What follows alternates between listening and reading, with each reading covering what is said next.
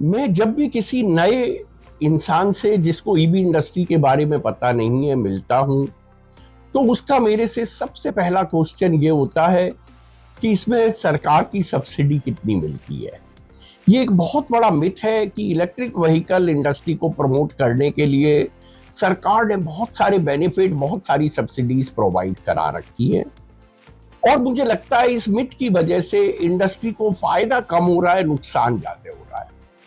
लोग बाग हंसते हैं जब मैं ऐसी बात बोलता हूं। मैं आज इस वीडियो के माध्यम से समझाने की कोशिश करता हूं कि ऐसा मैं क्यों बोल रहा हूं। देखिए, भारत में इलेक्ट्रिक व्हीकल के लिए सरकार ने पहले फेम सब्सिडी लेके आई, जिसकी full form faster adoptability and manufacturing of electric vehicle है।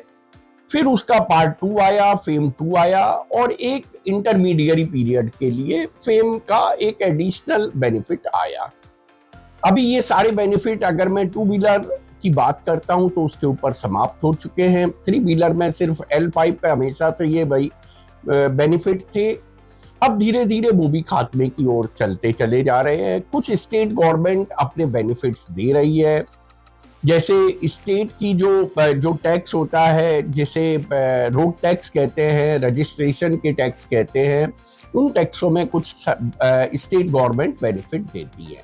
अगर किसी भी इंडस्ट्री में आप प्रवेश कर रहे हैं ये मान के कि उसमें सरकार के बेनिफिट मिल रहे हैं, तो मेरे हिसाब से वो एक राइट चॉइस नहीं है।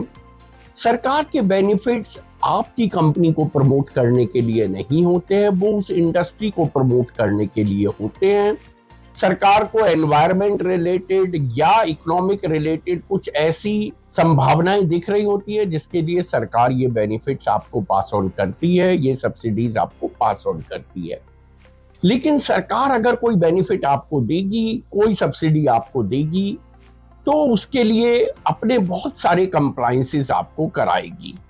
एक इंडस्ट्री में कंप्लायंसेस करने के लिए नई नई इंडस्ट्री में बहुत मुश्किल आती हैं, क्योंकि वो इंडस्ट्री आगे बढ़ रही होती है, तेजी से उसके अंदर रेवेन्यू ग्रोथ हो रही होती है। ऐसे में उस इंडस्ट्री के अंदर अगर आपको कंप्लायंसेस के ऊपर बहुत सारा ध्यान देना पड़े तो वो बड़ा मुश्किल हो जाता है।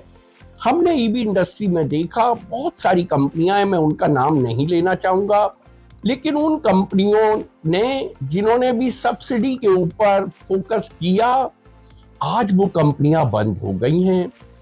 क्योंकि जब सब्सिडी आती है तो आपको ऐसा लगता है कि एक बड़ा अमाउंट आ रहा है और आप उसे बहुत इजीली स्पेंड कर देते हैं, अपने एक्सपेंशन पे खर्च कर देते हैं।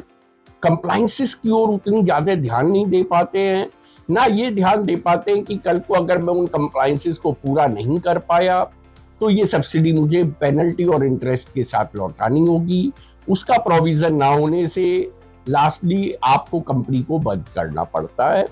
और ऐसा हमने ईवी इंडस्ट्री में भी देखा है। ग्राहकों को भी ऐसा लगता है कि सब्सिडी के माध्यम से मेरे लिए कोई एक ऐसी एडिशनल बेनिफिट सरकार ही दे रही है, तो वो अपना हक समझती है। और हर कंपनी से, चाहे उसने सब्सिडी के लिए एलिजिबल हो चाहे ना हो, ग्राहक अपेक्षा करता है कि उसको सब्सिडी का बेनिफिट मिले। तो इस तरीके से ये सब्सिडी और ये बेनिफिट इंडस्ट्री और उसके प्लेयर्स को नुकसान ज्यादा करते हैं, फायदा कम पहुंचाते हैं।